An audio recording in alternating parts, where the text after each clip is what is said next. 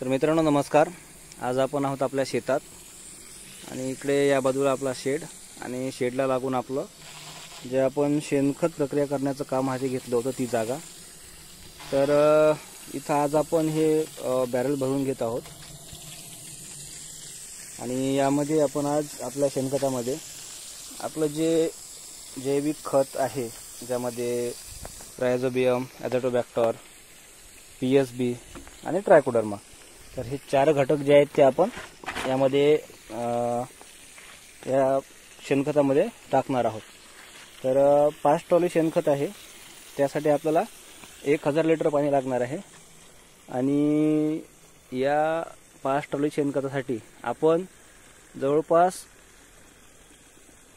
जे घटक आहेत जसं ॲझोटोबॅक्टर, पीएसबी, रायझोबियम आणि ट्रायकोडर्मा, तर हे लिक्विड फॉर्ममध्ये आणलेले आहेत आणि ते आपण या 5 ट्रॉली शेणखतात वापरणार आहोत आणि त्यासाठी आपण 1000 लिटर पाणी सध्या टाकणार आहोत।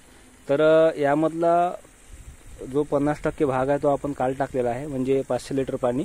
तर हे 4 घटक आणि उर्वरित जे आहे ते आपण आज टाकणार आहोत। तर मित्रांनो, हे करत असताना तुम्हाला शेणखतामध्ये उष्णता आहे किंवा नाही हे चेक करणं गरजेचं आहे। त्यासाठी आपल्याला आपला जो ढीग आहे त्यामध्ये जवळपास 1.5 ते 2 फूट खोल खड्डा खोदायचा आहे, त्यामध्ये हात टाकून बघायचा आहे। जर वाफ निघत असेल तर तुम्हाला आणखी पाणी मारावं लागेल काही दिवस, आणि ते जर थंड असेल तर तुम्ही ही प्रक्रिया करू शकता, म्हणजे शेणखत आपलं पूर्णपणे थंड झालेलं असावं। अन्यथा तुमचं जे हे जैविक खत आहे त्यामधले जे जीवाणू आहेत, बॅक्टेरिया आहेत, ते जिवंत राहणार नाहीत, कारण त्यांना एकदम थंड तापमान पाहिजे असतं। तर आता आपण हे सुरू करणार आहोत। ह्या ज्या आपल्या या ठिकाणी तुम्हाला कॅन दिसत आहेत, त्या कॅनमधलं लिक्विड आपण ह्या पाण्यामध्ये टाकणार आणि नंतर मग आपण याच्यावरती अप्लाय करणार। ही जर प्रक्रिया तुम्ही संध्याकाळी केली तर आणखी उत्तम असेल, कारण की संध्याकाळी तापमान कमी असतं आणि रात्रभर जे आहे ते तापमान एकदम मेंटेन राहतं पूर्ण, त्याच्यामुळे आपल्याला चांगले रिझल्ट मिळू शकतात।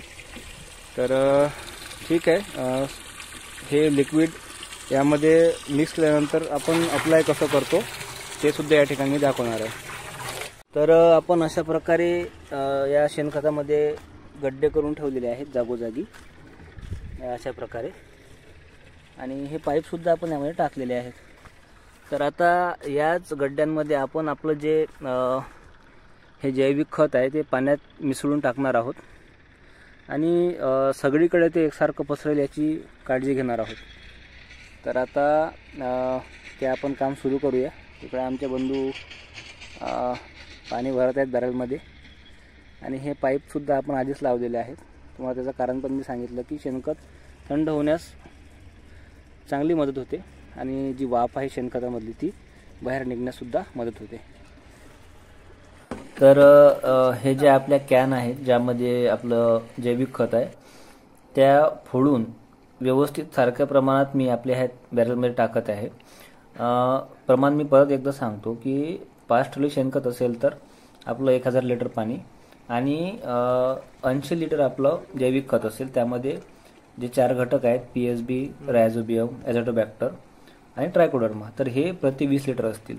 तर अशा प्रकारे आपण हे 5 ट्रॉली शेणखतासाठी करत आहोत आणि नंतर मग आम्ही हे मिक्स केल्यानंतर अशा प्रकारे शिंपडून सर्वीकडे ते द्रावण पसरवलेलं आहे आणि जे आपण गड्डे केले होते त्यामध्ये सुद्धा आपण ते द्रावण व्यवस्थित टाकून घेतलेलं।